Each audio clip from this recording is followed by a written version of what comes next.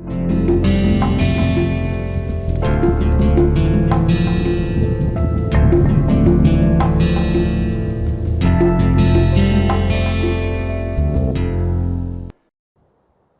to the course on error control coding and introduction to linear block codes. Today we are going to discuss decoding of LDPC codes. So, to start with, we will first take a simple example of transmission over a binary symmetric channel, and we are going to talk about a bit flipping algorithm to decode LDPC codes. And then in the next lecture, we will talk about probabilistic decoding algorithm based on belief propagation. So, we will consider two cases today. First, where there is only one error has happened, and second, where there are two errors have happened. And we will show how we can correct these errors using LDPC codes. So, recall this is an example of a low density parity check code of block length 20. The column weight is 3 and row weight is 4. We will first define few terms and then we will come to the decoding of that. So, first thing we will define is what is a parity check set. So, what is a parity check set? It is the set of bits that are participating in the parity check equation. So, set of bits that participate in a parity check equation, they constitute a parity check set. So, for example, if you look at this particular parity check equation, now these are the bits that are participating in this parity check equation. So, these bits will form a parity check set. If you look for example at this particular row, now this bit, this bit, this bit and this bit, these are the 4 bits that are participating in the parity check equation. So, these bits will form a parity check set. So, what is a parity check set tree? It is a graphical representation of the parity check set in a tree like structure. How? We will explain. So, any arbitrary bit is represented as node of the base of the tree. There is a line arising from this node, and each of these lines represent one parity check equation where this particular bit is participating. So, each line arises from the node and it represents one of the parity check equations or one of the parity check sets where this particular node is participating. Now, other nodes in these parity check constraint are represented as nodes in the first tier of the tree. Now, what do I mean by this? So, let us just look at. So, let us say I have this node, first node, calling it node 1. Now, this node participates in 3 parity check equations. You can see 1, 2, 3. Go back to our. So, we are looking at first bit, it participates in this parity check equation, this parity check equation and this parity check equation. So, there is one line corresponding to each of these parity check equation. Okay. Now, in this parity check equation you can see which are the other bits participating. So, bit number 2, bit number 3, bit number 4. So, how did we write that? So, the other bits that are participating in the parity check constraint, they are written like this. So, 1, so this is one parity check constraint and 2, 3, 4 bits are participating. Similarly, if you look at here, this bit number 5, 9 and 13 are participating in this particular parity check equation. So, that is represented by this. So that's what I mean when I said other nodes are represented as nodes in the first tier. Now line arises from tier 1 to tier 2 represent the other parity check constraints containing bits on tier 1. So this is my tier 0, this is tier 1. Now what are the connections coming here? These are the parity check constraints involving these bits, involving 2, involving 3 is here, involving 4. These are the parity check constraints. Okay. So this is how I am drawing my parity check set tree. So again, pay attention to this parity check matrix. Let's label each of them like this. Let's say 1, 2, 3, 4, 5, 6, 7. Let's just label these columns. So that way it will be easier for us to refer to them.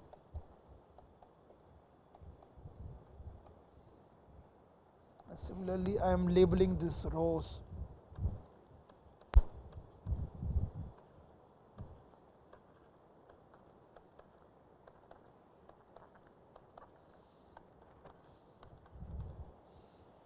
So you can see there will be 15 parity check sets, each corresponding to each of the rows. Okay. So let us look at the parity check set. So let's first look at this first parity check set, which corresponds to this first row. So note here bit number 1, 2, 3 and 4. These are participating in the parity check equation. So that's why this first parity check consists of 1, 2, 3 and 4. Similarly, parity check set 2.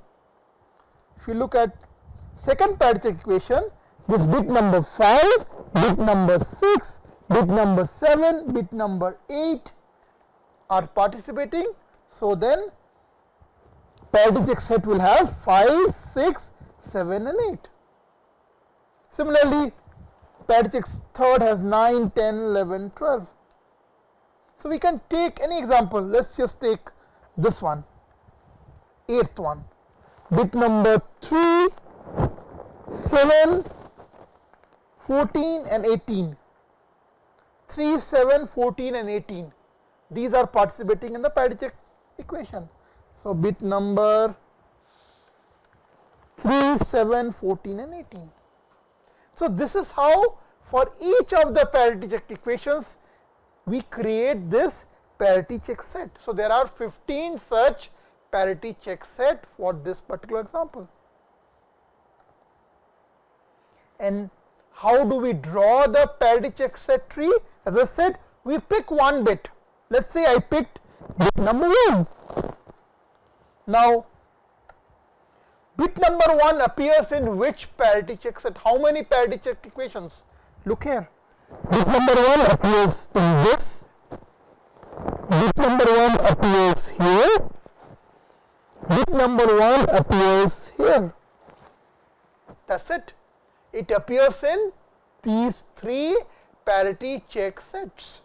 So we are going to draw 3 lines corresponding to each of these parity check sets. So that's what we have done. This is one line, this is another line, this is another line. Now next what we have done is we have written all the nodes that participate in the parity check set. So if you look at this one, in addition to 1, the other bits are 2, 3 and 4. So that we are writing like this, 2, 3 and 4. Similarly, here bit 5, 9 and 13 are participating in addition to bit number 1. So these are 5, 9 and 13. And here 1, 6, 12 and 18 are participating. So then we have 6, 12 and 18. So this is our tier 1. Now how do we draw tier 2? Now Look at each of these bits. Look at 2. Now 2 appears in which? 2 appears in parity check set 1. 2 appears in parity check set 7. 2 appears in parity check set 12. Right. Now this 2 appears in with parity check set 1. This is already captured here. This is already captured here, that 2 appears in parity check set 1. So what are the other 2 parity check set? This is one is this, other is this. So 2 appears with 6, 10 and 17. How do we show that? So we are showing this by this particular edge. How do we show this parity check set? 2 appears with 7, 11 and 16. How do we show that? We show that using this. Similarly, we do the same thing for other bits. So for example, bit number 3. Now look at bit number 3. Bit number 3 appears in parity check set 1. It appears in parity check set 8. It appears in parity check set 13. Now this parity check set 1, that is already captured because that is this one. It's already captured. So what are the other 2 parity check sets? The one involving 3, 7, 14 and 18. So this is 3, 7, 14 and 18, that's this one. And the other one is 3, 8, 13 and 19. So this is this one, 3, 8, 13 and 19. Okay. So we are basically connecting by edges all these parity check sets. So that's how we are representing parity check set tree. Now we can do this with other bits as well. We can, for example, instead of making 1, if I can make this as 2 and construct a tree around this node 2. Same procedure. Now let us look at how we can correct error. So we are considering a binary symmetric channel. Again, recall what is a binary symmetric channel. So there are 2 inputs, 0 and 1, 0 and 1. With probability 1 minus p, you receive the bits correctly, and there is a crossover probability of bits getting flipped. So let us consider that we have transmitted this information, we have transmitted this coded sequence, and what we received is this. So there is an error in the first bit location. Now how do we correct this error? So to decode this, what we are going to do is, we are going to construct a parity check set tree around each of these bits and use that for our decoding purpose.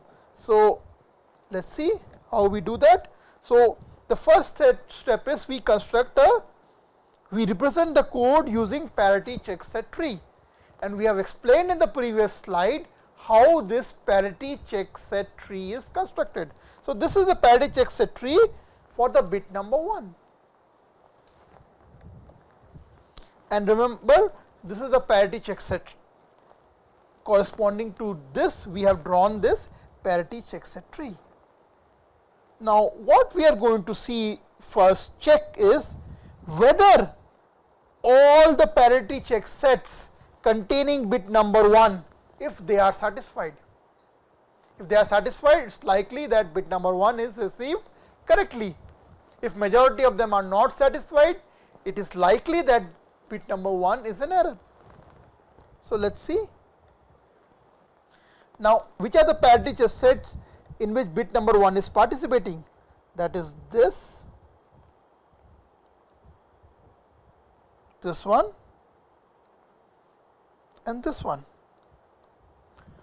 Now note, in our example, there was a single error in bit number 1 location. So all other bits were received correctly, only bit number 1 was in error.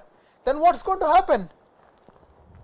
This parity check set would not be satisfied because this bit is in error. This will be satisfied, this will be satisfied. This will not be satisfied because this particular bit was in error. These are all satisfied. This will not be satisfied. Again, these are all satisfied. So you can see all the 3 parity check sets involving bit 1 are not satisfied in this particular example. So all the parity check sets containing 1, 6 and 11 are violated. Now what does that mean? It means that there is a very large likelihood of this particular bit being received in error. Hence, what do? Then we are going to flip this bit 1, whatever this bit was, we are going to flip it and then again check the parity check constraints. So earlier this bit was received as 1, we are going to flip it to 0 and again try to check the parity check equations. Now note that when we flip this bit is now no longer in error, these bits are no longer in error. So then this parity check constraint will also be satisfied. Hence we are able to correct single error. So when we recompute the syndrome, we will see that all the parity check constraints are satisfied because there was only single error which we are able to detect and we were able to correct it. So hence the first bit will be decoded as 0, and same procedure we will follow for other bits as well. And since there was no error in other bits, so all the parity check sets involving those bits will already be satisfied. So we will be able to successfully decode it. Okay. Now let us look at the case when there are 2 errors. So the same transmitted code word we have considered. In this case now we have considered there are 2 errors in bit location 1 and bit location 2. Now let us see how our LDPC decoder will be able to decode this. So again we follow the same procedure. We draw the parity check set tree with each node at its page. So we start with node number 1, we construct the parity check set tree. And these are the parity check set, 15 parity check sets corresponding to the parity check matrix given to us. Now in the first step what we do is we check the parity checks containing bit number 1 and we see if all the parity check constraints are satisfied. So what are we going to do? We are going to look at all these parity check sets which have 1 in them. So this is our parity check set 1, 6 and 11. Now will this be satisfied? Yes, it will be satisfied. Why? Because this was also in error and this was also in error. So this parity check equation will be satisfied because 2 bits are in error. Okay. What about this? This parity check set will not be satisfied. Why? Because 5, 9 and 13 were received correctly, but 1 was not received correctly. So this parity check set will not be satisfied. Similarly here 6, 12 and 18 are received correctly, but 1 is not. So then this parity check set will not be satisfied. So what we have seen here in the case of double error is 2 of the parity check set involving 1 is not satisfied, whereas 1 is satisfied. Now what does that tell us? It tells us since majority of them are not satisfied, it is likely that bit 1 was in error. So we are going to flip it and try to do the same thing again. So since 2 of the parity check sets are violated, it's likely that bit 1 is in error because majority of the parity check set containing 1 are not satisfied. So what do we do if majority of them are saying they are not satisfied? We are going to flip that bit. So we are going to flip the first bit from 1 to 0 and again recompute our parity check constraint. So let's do that. So this bit has been flipped. Now if this bit has been flipped, what's going to happen? If this bit is flipped, now this bit has been corrected, but 2 was in error. So this parity check set, which was earlier getting satisfied, is now not getting satisfied. What about this? It is getting satisfied. What about this?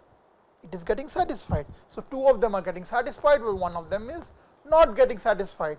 So then first iteration is not enough to decode this bit, because parity check set first fail. There were 2 errors. So first iteration is not sufficient to correct the errors. So then we will go to the next year. So next iteration we will check parity check set containing bits in the first year of the parity check constraint of the tree, and we will see if they are satisfied. So what we are going to do is, we are going to go into the first year. So we are now going to look at these bits, and we are going to see if the parity check sets involving these bits 2, 3, 4, 5, if the parity check sets involving these bits, are they getting satisfied? If they are getting satisfied, fine. If they are not getting satisfied, then we will again have to flip the bit to make them satisfied. So this is how we are going to proceed. So let's look at second iteration. Now what we are going to notice is that since bit 3 was not in error, bit 3, 4, 5, 9, 13, 12 and 18, these will get satisfied. So if you go back to the parity check set diagram, this was not in error, and this involves 18, 14, 7, none of these were in error. Similarly, this involves 8, 13, 19, these were not in error. So all the parity check set containing 3 will be satisfied. What about 4, 11, 15, 19, they were not received in error. Similarly 4, 9, 14, 17 were not received in error. So this parity check sets will be satisfied. 5, 6, 7, 8, this will be satisfied. 5, 10, 15, 20, again these will be satisfied. Similarly 9, 10, 11, 12, no error in any of the bits. So this parity check equation will be satisfied. Similarly 17, 14, 4, so this will be satisfied. 13, this has 16, 15, 14 and 13. None of the bits are in error, so this will be satisfied. Then 3, 8, 19, 13, again this will be satisfied. What about this? 6, 5, 7 and 8. None of those bits are in error, so this will be satisfied. This will be satisfied. But what about this? 6, 2, 10 and 17. Now this bit is in error. This bit is in error. So this particular parity check equation will not get satisfied. What about this? 12, 9, 10, 11, this will be satisfied. 12, 8, 16, 20, this will be satisfied. Similarly 18, 17, 19, 20, this will be satisfied. 18, 3, 7, 14, this is also satisfied. What about 2? This will be not satisfied, and similarly this will be not satisfied. So what we can see is the parity check sets involving 2 is not getting satisfied, because here there was 2, here there was 2, here there was 2, it's not getting satisfied. 2 of them are not getting satisfied, and the third one is this one, which involves 1, 1, 2, 3, 4. This is getting satisfied. This is also not getting satisfied, because 1 was corrected, 3 and 4 are correct, so this is also not getting satisfied. So what we notice is parity check sets containing 2 are not getting satisfied. Then in that case, what do? We are going to flip the bit. So, parity check sets containing bit 2 are not getting satisfied. Again, one of the constraints containing bit 6 has bit number 2 and it was not getting satisfied. So, bit 2 was common in all the parity check sets which were not getting satisfied. So, what we do is we think that second bit is an error and we are going to flip the second bit. So, we flip the second bit was 1, we flip it to 0 and we are going to recompute all the syndrome. And now we notice that the parity check constraints are satisfied because the 2 bit was an error.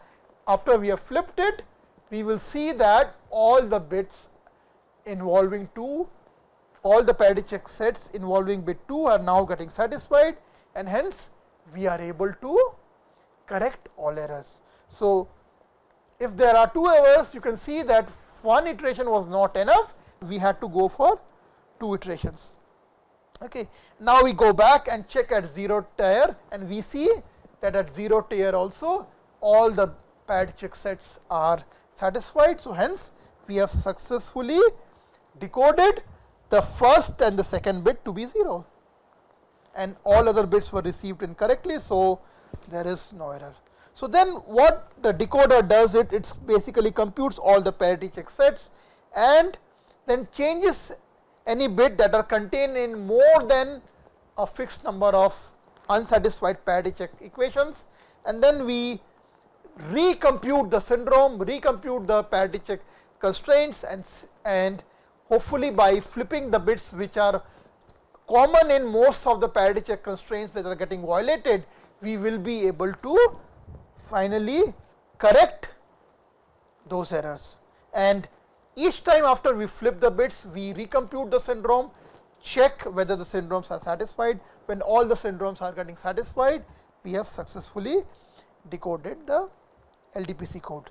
And since this size of the parity check set is small, this decoding is reasonable. It is not very hard, and we can also do this process parallelly. We can have for each parity check tree for each of these bits, and we can try to do this decoding in a parallel fashion. And again, this relies on the logic that a bit that is appearing in most of the unsatisfied parity check equation, that is most likely culprit. That is the one which is appearing most likely to be in error, and we are flipping that bit to correct it. Okay.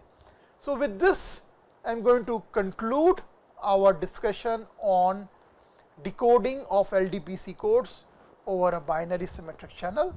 We will continue the discussion on decoding of LDPC codes in the next lecture by discussing the probabilistic decoding algorithm. Thank you.